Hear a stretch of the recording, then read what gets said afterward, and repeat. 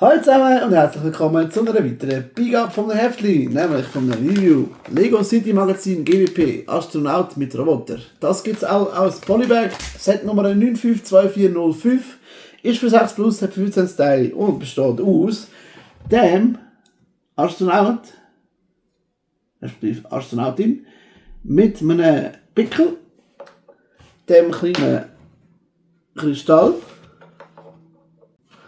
und dem coolen Roboter, der hat hier Räder damit fahren, also wird so angedeutet, 2 Hände, ein Auge und hier eine coole Energiezelle, so eine Vierette, mit Anzeige, wie viel Akku er noch hat. Das war es auch schon gewesen. Ich hoffe, euch hat es gefallen. Nächstes Mal gibt es wieder etwas Längeres wahrscheinlich. Und danke vielmals fürs Hineinschauen. Hey, wenn es dir gefallen hat, bitte einen Daumen nach oben oder einen Kommentar. Abonniere uns, damit du in den nächsten Videos nicht verpasst. Bleib noch ein bisschen da, damit du nicht verpasst, was wir schon für dich hatten.